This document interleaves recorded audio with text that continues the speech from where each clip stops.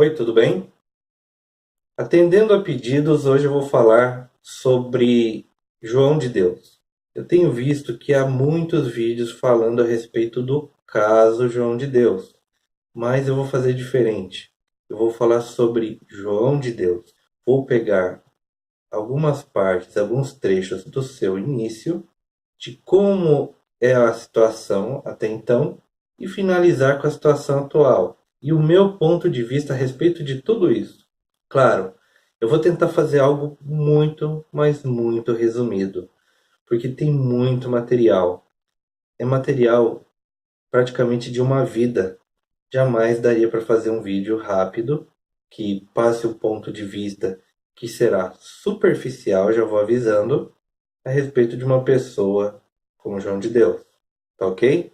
Mas vamos lá, vamos mais especificamente falar quem é João de Deus. O nome completo de João de Deus é João Teixeira de Faria. Ele nasceu no dia 24 de junho de 1942, ou seja, esse ano de 2009 ele fará 77 anos. Ele nasceu em Cachoeira de Goiás e ele mora em Abadiânia, que também é no estado de Goiás. Ele possui até então 11 filhos, e detalhe, cada um com uma mãe diferente. A ocupação dele são várias. Ele é médium curador, fazendeiro, isso mesmo, ele é fazendeiro, de soja e de gado. Ele tem fazenda de soja e fazenda de gado. Ele é um filantropo, afinal de contas ele tem uma instituição de caridade e é sócio de garimpo. Exatamente, ele é sócio de um garimpo. E isso faz tempo. Interessante, não é? Mas vamos continuar. Como que aconteceu dele virar um médium, né? Ele foi para a abadia, chegando lá por orientação de Chico Xavier e do espírito Bezerra de Menezes. João de Deus fundou em 1976 a casa de Dom Inácio de Loyola, onde atende seus consulentes. Destes, cerca de 80% são estrangeiros. Bem, o que eu penso a respeito disso? Chico Xavier era uma pessoa muito, mas muito benevolente. Mas não dá para entender como Bezerra de Menezes, Emanuel, enfim, alguém não abriu os olhos dele com relação ao que viria a ser João de Deus. Ou melhor falando, o João Teixeira de Faria, né? Vamos separar até então os dois personagens, João de Deus e João Teixeira de Faria. Mas vamos lá. Embora não haja cobrança pelos atendimentos, a casa vende um suposto medicamento denominado Passiflora e atende-se mais de 1.000 pessoas por dia. Também distribui sopa gratuitamente aos que esperam atendimento. É claro, a pessoa está lá, né? Ela precisa comer alguma coisa, senão ela vai começar a passar mal. E aos que são orientados a usá-lo, mas não pode pagar. Mas o que viria a ser essa Passiflora? Passiflora é um remédio que inclusive tem para vender em farmácias, que é feito da Passiflora incarnata, também conhecida como flor da paixão. É uma planta perene, trepadeira de crescimento rápido da família do maracujá. Ela é nativa da América do Norte. Ela serve para ajudar no tratamento da ansiedade, depressão, insônia, dificuldade de concentração. Ela tem propriedade analgésica, antiespasmódica, refrescante, calmante, tônica e hipotensiva. Olha, melhor remédio para você vender num local onde a maioria das pessoas que chegam estão com problemas de depressão, abaladas, estão nervosas por causa de alguma doença que elas venham a ter. Você vender algo que vai fazer com que elas se acalmem, com que passe um pouco da sua depressão, É um grande negócio, convenhamos. Ah, tem um detalhe. Além da passiflora, é vendido também água fluidificada, que você está vendo aí na tela. A garrafa pequena, se não me falha a memória, é R$ 5, a maior é R$ 10 e o passiflora é vendido a R$ 50, cada potinho desse daí. Na farmácia existem vários, desde líquido, que é como se fosse um xarope. Acredito eu que seja como se fosse uma maracujina, porque a propriedade é praticamente a mesma. E existem também cápsulas, comprimidos. Se você pesquisar na farmácia, a passiflora não chega a R$ 30. Pelo menos todas que eu consultei, todos os medicamentos à base de passiflora, chegam em torno de, eu vi, em torno de R$ 14 a R$ 27. É um bom negócio, não é mesmo? Mesmo que apareça alguém que teve condições de ir até lá fazer um tratamento, que muito, muito dificilmente não vai ter condição também de comprar o Passiflora, mesmo ele ganhando, ele está ganhando por um preço que a outra pessoa que comprou já pagou. Enfim, nada nesse mundo é de graça, não é mesmo? Mas vamos continuar. Famoso. Conforme ele foi fazendo fama, curando, fazendo os tratamentos e tudo mais, muitos e muitos famosos o cercaram. E eu não vou entrar especificamente em um ou outro famoso, porque são muitos. E estaria sendo até injusto, porque provavelmente eu esqueceria de um ou de outro. Mas inclusive há famosos do exterior. Ele ficou famoso mundialmente.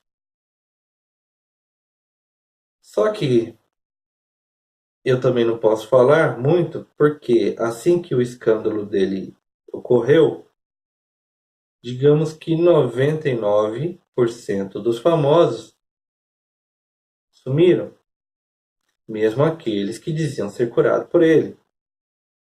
Todos se converteram a um anti-João de Deus. Enfim, não posso falar muito de famosos, porque até então a maioria é ator. E ator, eu não sei reconhecer se está chorando porque está triste ou se está rindo porque está feliz. Ator é ator, não é mesmo? Mas, olhando essas pessoas famosas, uma que me chamou a atenção e que inclusive não é do Brasil foi o físico, que eu não sei se eu vou pronunciar bem o nome dele, que é o físico Amit Goswami, que é um professor aposentado de física teórica da Universidade de Oregon, estudioso de parapsicologia e defensor de uma linha de pensamento chamada misticismo quântico.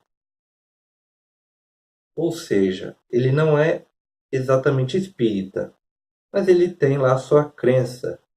E o que ele diz, assim que ele observou, que ele analisou a situação, foi a seguinte: ele alegou que João de Deus é mais do que uma pessoa, é um fenômeno científico de suma importância. O médium João canaliza a memória quântica de outra pessoa que viveu antes dele e já morreu. Na verdade, enquanto João de Deus canaliza, ele transforma abruptamente o seu caráter e passa a irradiar amor incondicional, que promove a cura daqueles que precisam dela. Eu achei muito interessante isso, porque se ele canaliza a memória quântica, vamos esquecer a palavra quântica, porque a quântica está na moda, né? Mas se ele canaliza uma memória de alguém que já morreu, necessariamente ele não está canalizando a pessoa ou espírito em si.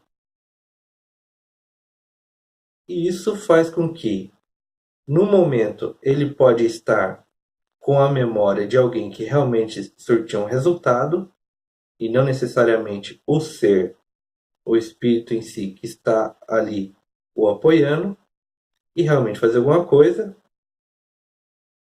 ao mesmo tempo que ele abandona essa memória e vira o João Teixeira de Farias, que até então não é uma pessoa muito santa. Mas vamos aos crimes dele, né? Porque ninguém é perfeito. Gostaria muito que vocês enchessem os comentários com relação a essa análise que eu vou fazer. Tá ok? Vamos lá. No início do seu trabalho, ele sofreu denúncias de exercício ilegal de medicina. Segundo o presidente do Conselho Regional de Medicina de Goiás, até então Sebastião Moreira, algumas pessoas pensam que saem curadas porque, em verdade, eram portadoras de doenças de origem psicológica. Cai naquilo que eu falei do Passiflora. O Passiflora ajuda muito, né? A pessoa que está lá com problema psicológico, está com a depressão, está com nervosismo, ela toma aquilo ali, se recompõe e já acha que está sendo curada a partir dali. Mas vamos continuar. Tem muito mais do que isso, claro. Vamos lá. Atentado ao pudor. Se deu em setembro de 1980. Ele foi processado por crime de sedução contra uma adolescente, até então com 16 anos. O processo foi extinto 6 anos depois, por desinteresse da família por não conter provas suficientes.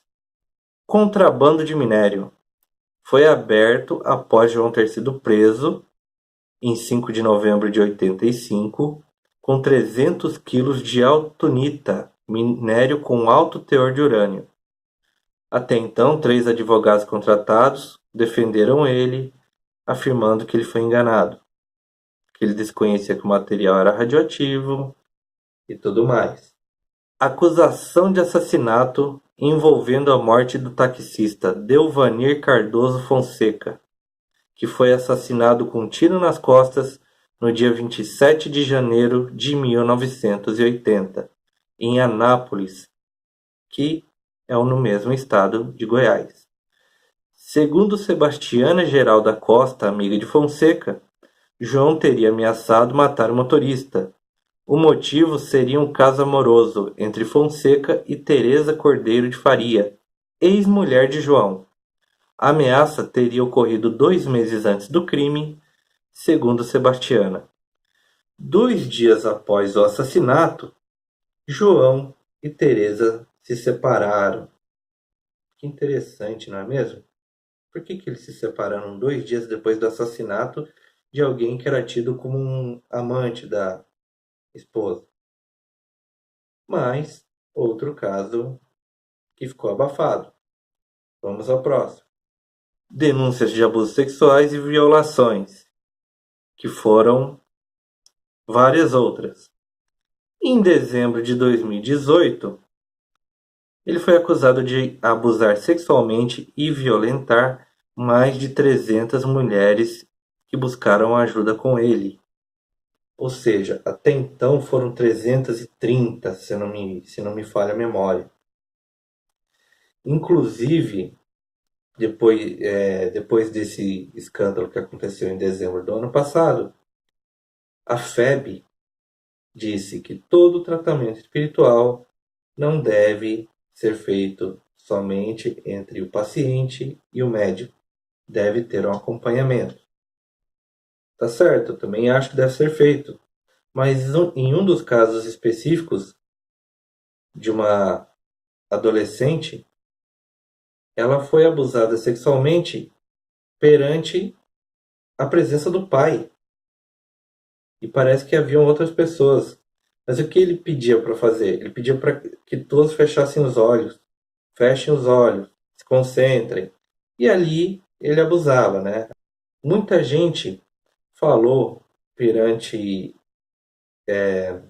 essa notícia das mais de 300 mulheres que muitas delas, inclusive, já são senhoras que foram abusadas há muito e muito tempo atrás. quando eram adolescentes, por aí vai, por que que só vieram agora se pronunciar?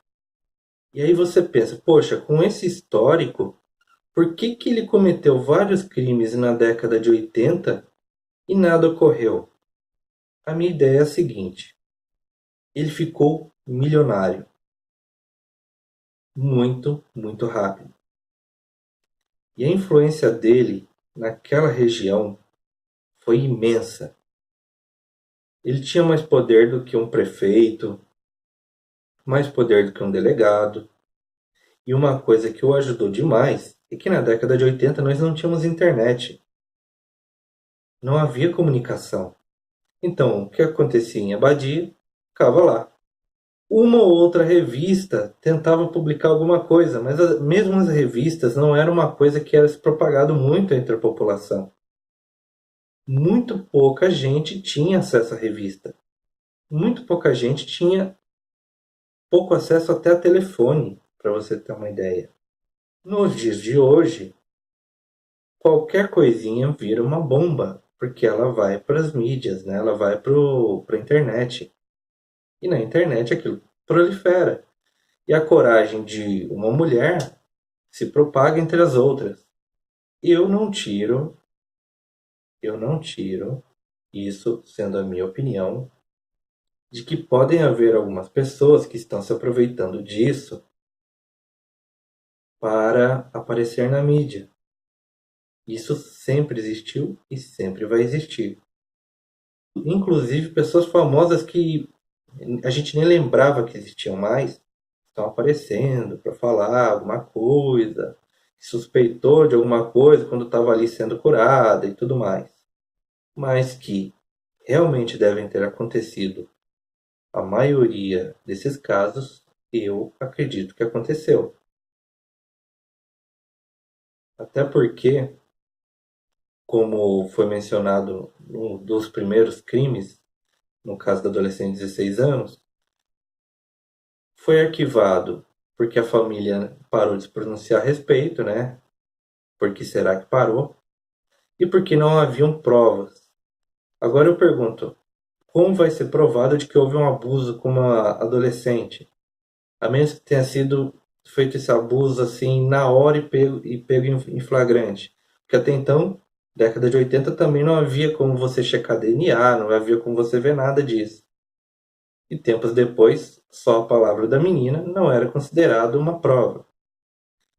Nos dias de hoje, as denúncias estão sendo consideradas como provas. O que de certa forma é perigoso? É. Porém, a polícia está estudando o modus operandi com o qual ele fazia, né, para cometer os abusos. Então eles estão ouvindo todas as pessoas e estão fazendo um filtro. Conforme está batendo a história, com, como já dito, o modus operandi, eles estão considerando aquilo pode ser real, aquilo não pode. É isso que estão fazendo. E claro, a menos que haja uma confissão dele ou alguma outra prova que seja muito concreta, eu acredito que ele vai, se ficar preso, vai ficar em casa, com uma tornozeleira e pronto. Ele pode ficar um pouquinho na cadeia, mas isso daí, até porque ele já está com uma idade avançada, não vai ser uma coisa muito que se alongue muito. Passando depois desse escândalo, o que que aconteceu? Os fiéis, né, até então da casa, saíram pelas ruas da cidade, cartazes em apoio, falando para ele ser liberado logo, né, que ele havia sido preso e tudo mais. Foi mesmo em dezembro, logo após, né, tudo que aconteceu. Algumas pessoas que foram perguntadas assim se acreditavam no João de Deus e tudo mais, elas disseram o seguinte, que aquele protesto era para que continuasse funcionando a casa, não exatamente pelo João por sim ou por não, e sim pela casa. Aí você para e pensa, ué, mas por que a casa, né? Simples, porque essa casa é o meio pelo qual as pessoas daquele lugar sobrevivem. Aquela casa é o que mais dá renda naquela região. Para você ter ideia, existe uma frase do ex-prefeito Itamar Gomes, no qual ele afirma o seguinte: não sei o que será de Abadiânia quando João de Deus morrer. A economia da cidade vai para o buraco. A casa emprega mais pessoas do que a administração municipal. Por aí você tem uma ideia porque que essas pessoas estão fazendo, né? Esse ato, tal. Claro, muitas pessoas ainda acreditam nele, muitas pessoas, de certa forma, foram curadas naquela casa. Eu não duvido disso. Eu acredito que muitas pessoas podem ter sido curadas naquela casa. Eu só não acredito que tenham sido curadas por ele. Ah, mas como assim, se ele é o principal lá? Simples. O que cura é a fé, é a energia que todos ali estão colocando naquela pessoa que está ali no centro da sala. Necessariamente não um poder que está vindo apenas dele. Mas isso é uma coisa para a gente conversar em outro vídeo, até porque esse aqui já está ficando muito, muito comprido, não é mesmo? Para finalizar, eu gostaria de falar sobre um documentário, João de Deus, O Silêncio é uma Prece, que apesar de parecer um filme institucional, né, como muitas pessoas falam, que é para fazer uma propaganda da casa, e o diretor ter ficado, pelo que eu sei, 7 anos produzindo esse documentário, há muitas e muitas lacunas nele. Assim como há muitas e muitas coisas que eu não sei se ele deixou escapar, não sei se ele enxergou da forma como eu enxerguei, com uma certa malícia que eu acho que mostra muito bem quem é o João Teixeira de Faria. Vamos fazer o seguinte: se esse vídeo aqui chegar a mais de 100 likes, eu vou fazer um vídeo especial só falando sobre o que eu encontrei naquele documentário, que eu achei muito interessante. Combinados? No mais, eu gostaria que vocês comentassem a posição de vocês. Gostou? Já sabe o que fazer. Tem alguma ideia para outro vídeo? Ótimo! Se quiser, pode até me mandar um e-mail que eu vou deixar aqui embaixo na descrição. E até a próxima.